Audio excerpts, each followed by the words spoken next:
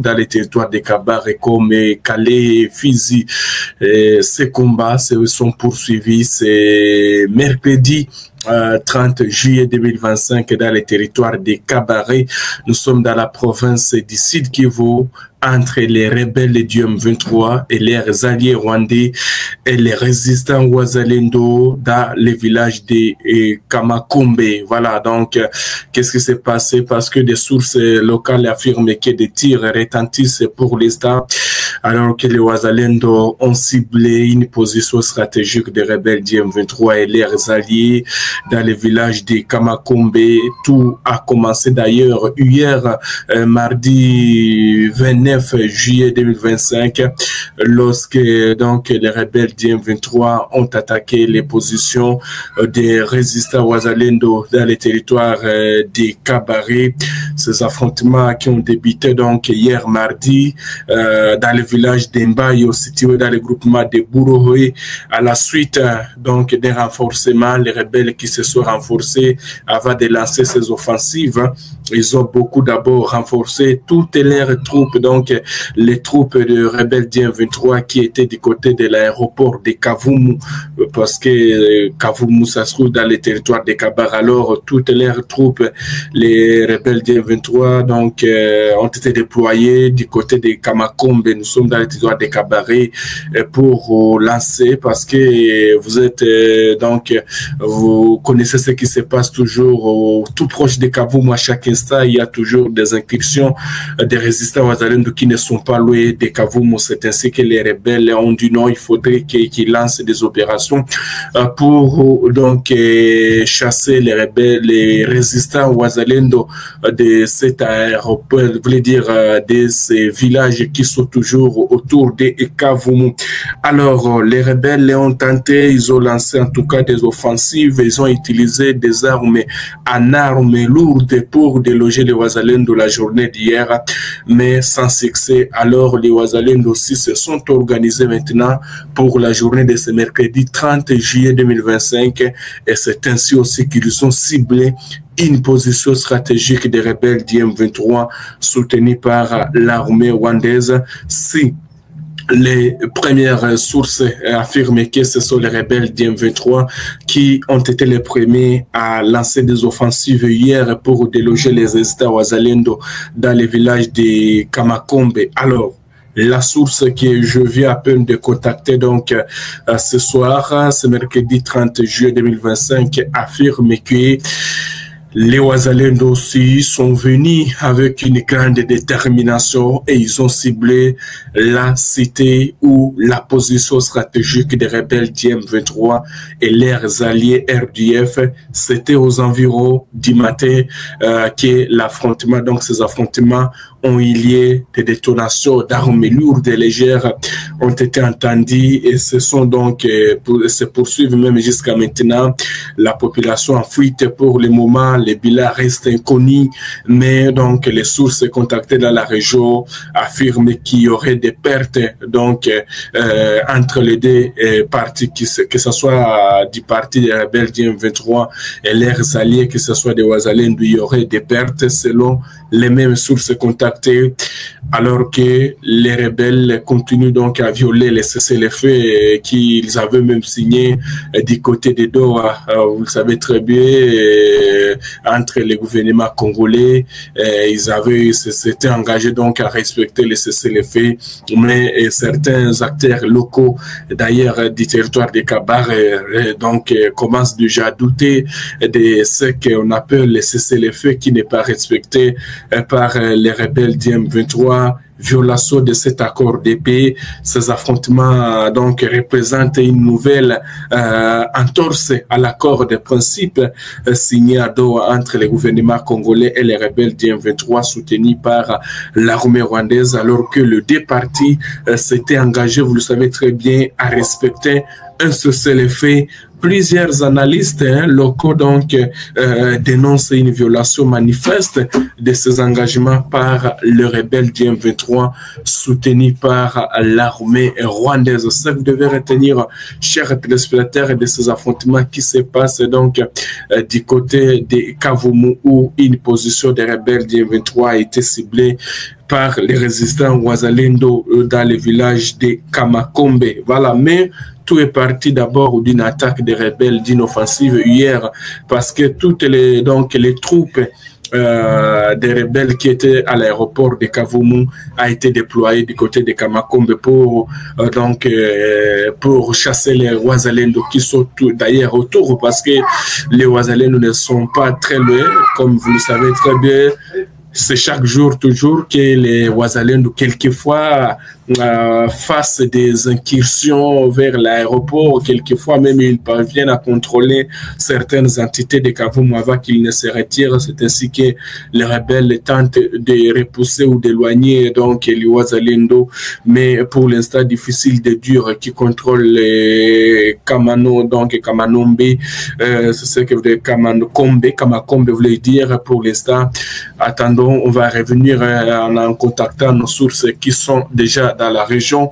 Merci à tous nos téléspectateurs. Alors, il y a eu beaucoup de questions qui m'ont été posées, même et ces questions, les téléspectateurs me posent ça toujours. Et chaque fois, vous nous posez la question de dire, et messieurs les journalistes, pourquoi seulement ce sont les Wazalendo que vous parlez, ce sont les Wazalendo seulement que vous citez? Est-ce que les forces armées de la République démocratique du Congo ne parviennent pas à aider les résistants Wazalendo? Alors, je pense que cette question a été sera répondue dans cette édition.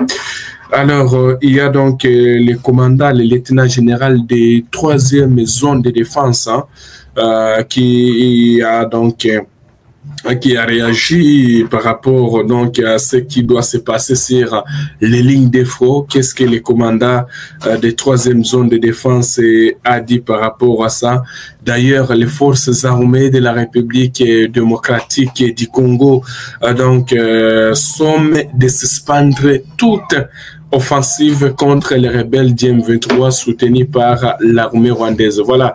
En tout cas, le lieutenant général Massunzu Pacifique ordonne ce 30 juillet 2025 l'arrêt immédiat des attaques dans les zones à conflit en attendant les avancées du processus de paix. Toutefois, la riposte est possible en cas d'agression. Donc, c'est ce que vous devez retenir, chers téléspectateurs et d'info 243 concernant ce qui se passe. Donc, ce n'est pas moi dans un télégramme, mais écrit le lieutenant général Pacifique Massunzu, commandant des opérations de 3e zone de défense, il a bien dit. Il ordonne ce 30 juillet 2025 l'arrêt immédiat des attaques dans les zones en conflit en attendant les avancées du processus de paix. Toutefois, la riposte est possible en cas d'agression. Ça veut dire que les FARDC seront en défensive. Voilà, c'est ça, en défensive. Ils ne peuvent pas lancer des offensives contre les rebelles du M23. Ils doivent respecter pour que les processus marchent en attendant que les processus marchent très bien. Mais en cas d'agression, voilà, en cas d'une attaque de l'ennemi, les forces armées de la RDC peuvent défendre et riposter. Voilà, c'est ça que vous devez retenir, chers téléspectateurs d'Afro Info, dès ça à 43. Alors, sur les lignes de front, comme dans le territoire de Massi, si je vous le disais, même dans la première édition, les lignes de front sont restées calmes, seulement que les résistants Wazalendo ont réussi à ramener encore les combats au niveau d'Endete. C'est une colline qui passait sous contrôle des rebelles de M23 le lundi dernier soir, mais ce que nous apprenons est que les résistants Wazalendo ont réussi ont réussi à ramener encore le combat et déjà ils occupent une grande partie sur la colline de Ndete. Nous sommes dans le groupement Nyamaboko premier, alors que dans le territoire des routes des Walikale, c'est les renforcements des rebelles du M23 et leurs alliés, donc sur des différentes positions. Alors beaucoup de camions sont en train d'être donc acheminés du côté des territoires donc des Walikale. Alors beaucoup de gens se posent si les rebelles du M23 peut-être se préparent pour lancer des nouvelles offensives et attendons voir. Vous serez toujours informés.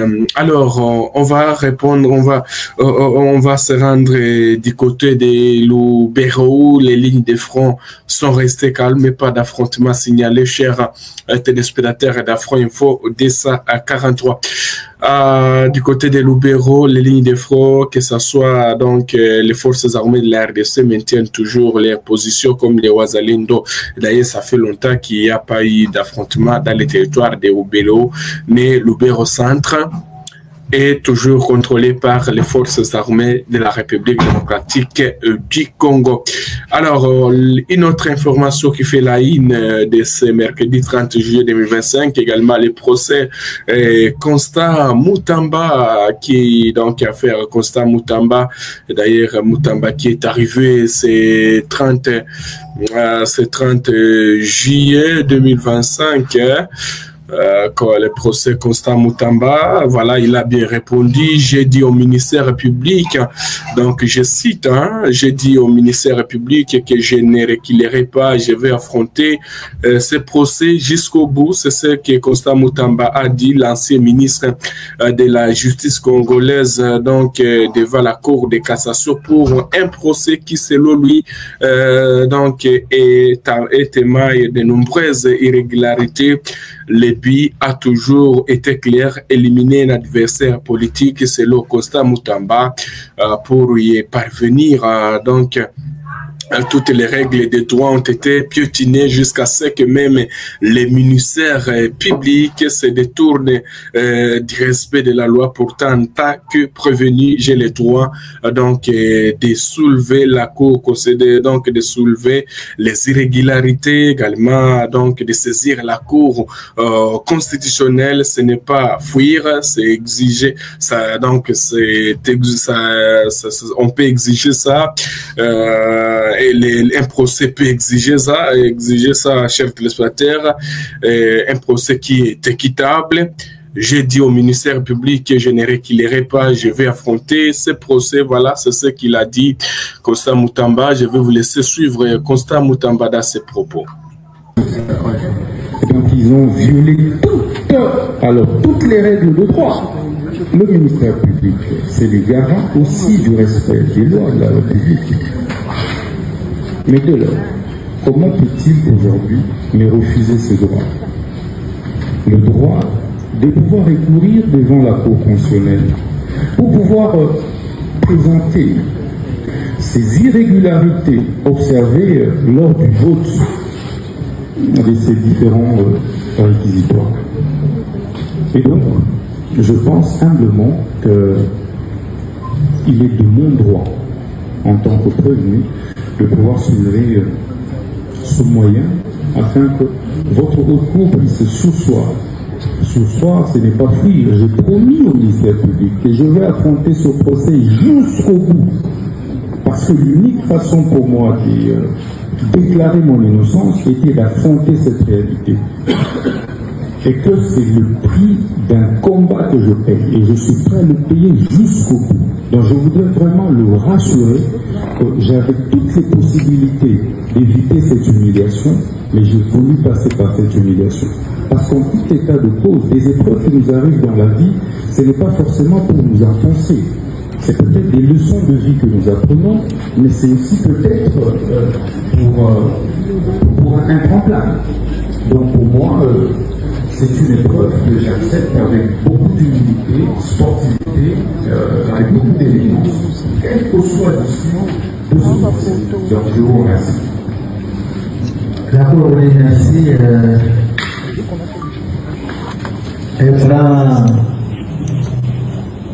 en délibéré des préalables et suspend l'audience. L'audience est suspendue. Voilà donc concernant cette affaire, d'ailleurs l'ancien ministre de la Justice Constant Moutamba qui a demandé aussi de faire comparaître la première ministre Judith Souminois, son successeur au ministère Rose Mutombo, les patrons de la CNRF, l'ancien patron de l'IJF Gilles Alinguette et les ministres de ITPR. Voilà ce que vous devez retenir, chers téléspectateurs d'Afro Info, dès ça à 43 concernant les informations qu'on avait ce mercredi, et donc 30 juillet 2025. Vous avez été nombreux à nous suivre. Merci beaucoup. Que Dieu vous bénisse et qu'il bénisse la République démocratique du Congo. On se retrouve très prochainement dans une autre session de vos nouvelles. Restez connectés, les informations continuent sur toutes nos plateformes. Nous sommes arrivés à la fin de cette édition. Merci à vous de nous avoir suivis jusqu'ici. Si vous avez apprécié ces contenus, n'oubliez pas de vous abonner à notre chaîne, d'activer la cloche de notification pour ne rien manquer de nos prochaines vidéos. Likez et partagez cette vidéo. On se retrouve très prochainement. À bientôt.